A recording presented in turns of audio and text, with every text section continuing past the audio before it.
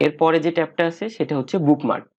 আমরা যখন map layout প্রস্তুত করব তখন আমাদের ওয়ার্কিং প্রসিডিউরগুলো ধারাবাহিকভাবে সেভ করে রাখতে পারি, কারণ কোনো কারণে যদি আগের প্রসিডিউরে ব্যাক করার প্রয়োজন হয় তাহলে এখান থেকে ব্যাক করতে পারবো। এরপর আসছে কি ইনসার্ট ট্যাব।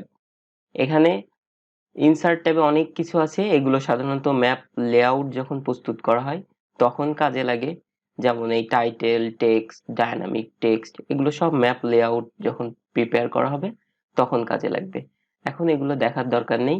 এখানে একটা জিনিস আমরা দেখি, এই যে আমরা ইচ্ছা করলে একটা নতুন ডাটা ফ্রেম অ্যাড করতে পারবো। এখানে ক্লিক করে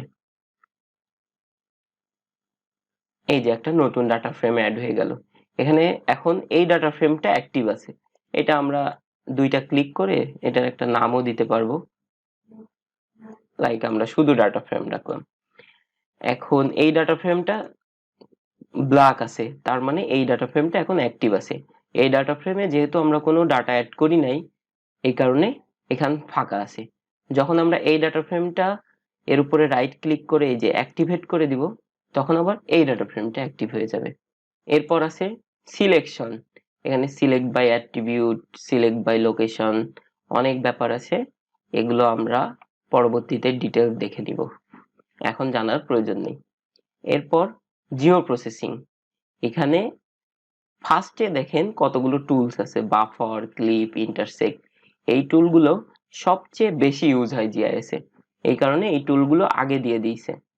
কিন্তু এই টুলগুলো কিন্তু এখানে আছে, এই যে আর্ক টুল বক্স, এটাতে যদি আমরা ক্লিক করি, এই যে আর্ক টুল বক্স চলে আসছে। এখানে এই আমরা এটা কেটে দেই, কেটে দিয়ে এটা সরিয়ে এখানে যদি এই যে চিহ্ন আছে এখানে যদি ধরি তাহলে এটা সেট হয়ে যাবে এখানে। এগুলো আমরা পরে শিখবো যে কিভাবে ইন্টারফেস মডিফাই করতে হয় পরের ভিডিওতে। এরপর এখানে যদি ক্লিক করি তাহলে এই টুল সেটের আন্ডারে আবার অনেকগুলো টুলস আছে, এর ভিতরে আবার টুল আছে, এরকম হাজার হাজার টুলস আছে জিআইএস এ। এরপর আমরা যেখানে ছিলাম এই গেল টুলবার, তারপরে এনভায়রনমেন্ট, রেজাল্ট, এগুলো আমরা পরে বুঝে নিব। তারপর মডেল বিল্ডার, এগুলোও পরে বুঝে নিব। এখন আর একটা ব্যাপার আছে যে আমরা দেখতে পাচ্ছি যে জিআইএস এর ভিতর প্রচুর টুল আছে। আমরা এক একটাই যদি যাই সেখানে আবার টুল, এর ভিতরে আবার টুলস। তো জিআইএস এর টুলস গুলো কোথায় কোনটা আছে এটা মনে রাখা অনেক কষ্ট, এই কারণে এখানে একটা সার্চ অপশন আছে, সার্চ ফর দ্য টুলস। এখানে যদি আমরা টুলের নাম লিখে সার্চ দিই তাহলে চলে আসবে। যেমন ধরেন এখানে কি টুলস আছে, ক্লিপ। তো এই টুলের নাম লিখেই যদি আমরা সার্চ দেই, ধরেন ক্লিপ লিখলাম, ক্লিপ লেখার পরে দেখেন এই যে এই টুলটা চলে এসছে, ক্লিপ অ্যানালাইসিস টুল। এখানে চাপলে ক্লিপ টুলের ইন্টারফেসটা ওপেন হয়ে যাবে। আর যদি আমরা এই যে এখানে ক্লিক করি নিচেই, তাহলে এই ক্লিপ টুলের যে ডেসক্রিপশন, কখন ইউজ করব, কিভাবে ইউজ করব, এটা চলে আসবে। তারপরেরটা হচ্ছে যদি ক্লিক করি তাহলে ক্লিপ টুলটা এই যে টুল বক্সের কোথায় আছে সেটি দেখিয়ে দিবে। এটি আছে কি 3D অ্যানালাইসিস টুলস এর ভিতরে, এক্সট্রাক্টের ভিতরে আছে ক্লিপ টুলটা। এখন আমরা এটা কেটে দেই। এরপর কি আসছে, কাস্টমাইজ। কাস্টমাইজে গিয়ে আমরা যত টুলবার আছে সেগুলো সব এখান থেকে দেখতে পারবো, 3D অ্যানালিস্ট। অথবা আমরা যদি এখানে এই যে রিবন এটার উপর রাইট ক্লিক করি তাও এই টুলগুলো আসবে।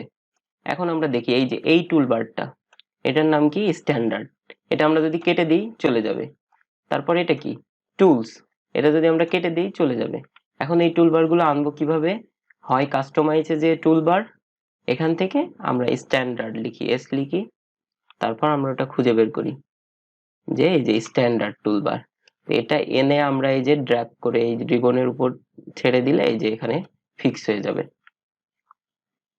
তারপর আরেকটা কি ছিল, টুলস টুলবার, এটাও আমরা নিয়ে আসি, কিবোর্ড থেকে টি প্রেস করি তাহলে টি তে চলে যাবে। তারপর এই যে টুলস, এটা নিয়ে আসি, এটা আমরা এখানে সেট করে দিই। এইভাবে আমরা এই টুলবার আনা বা ডিলিট করতে পারবো। আবার এটা টেনে নিয়ে কেটে দিলে এটা চলে যাবে। এরপর আছে এক্সটেনশন।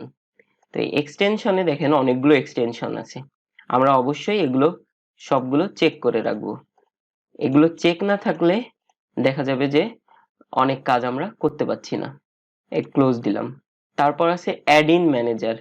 আমরা যদি কোনো এক্সট্রা প্লাগইনস বা অ্যাড ইনস এখানে অ্যাড করি তাহলে এই দুইটা অপশন কাজে লাগবে, এটা আমরা পরবর্তীতে দেখব। তারপর এখানে দেখেন একটা আছে আর্ক ম্যাপ অপশনস। এখানে অনেক অপশন আছে, এগুলো আপনি ইচ্ছা করলে নিজের মতো মডিফাই করে নিতে পারেন আপনার প্রেফারেন্স অনুযায়ী। উইন্ডো ট্যাবে অনেক কিছু আছে, ওভারভিউ, ম্যাগনিফায়ার, ম্যাগনিফায়ার ইউজ করলে ম্যাগনিফাইং করতে পারবেন, এগুলো আমরা পরে দেখব। তারপর এখানে একটা ব্যাপার দেখাই ইম্পর্টেন্ট, এখানে এই যে টেবিল অফ কন্টেন্ট, এ দেখেন এটাকে বলে টেবিল অফ কন্টেন্ট। আমি যদি কোনো কারণে এটা কেটে দিই তাহলে কিন্তু এটা আর থাকবে না। এখানে আমাদের এই উইন্ডোতে গিয়ে আবার টেবিল অফ কন্টেন্ট ক্লিক করলে এটা চলে আসবে। তারপর এই যে ক্যাটালগ, এখানে যদি যাই আমরা এই যে কোন ফোল্ডার, যেটা ফোল্ডার কানেক্টেড থাকবে সেটা ব্রাউজ করতে পারবো। তারপর এই যে টুল বক্সের ভিতরে টুল বক্স গুলো দেখতে পারবো। আমরা এই ক্যাটালগ সম্পর্কে পরের ডিটেলস জানবো। তারপর এখানে আছে সার্চ, যেটা আমরা আগে দেখেছি। তারপর হচ্ছে হেল্প অপশন, এখানে গেলে দেখেন ArcGIS ডেস্কটপ হেল্প যদি চাপি তাহলে এখানে হচ্ছে ওদের ডিফল্ট কিছু লিখিত টিউটোরিয়াল আছে, আমরা এখানে ক্লিক করে করে সেগুলো ইচ্ছা করলে পড়তে পারবো। তারপর ArcGIS ওয়েব হেল্প, এখানে যদি ক্লিক করি সরাসরি নেটে কানেক্ট হয়ে যাবে। তারপর ওখানে আপনি ইচ্ছা করলে লিখে কোনো যদি প্রবলেমে পড়েন সেটা চলে আসবে। এরপর আছে কি অ্যাবাউট আর্ক ম্যাপ, এখানে ক্লিক করলে আমরা এই যে সফটওয়্যারটা সম্পর্কে জানতে পারবো।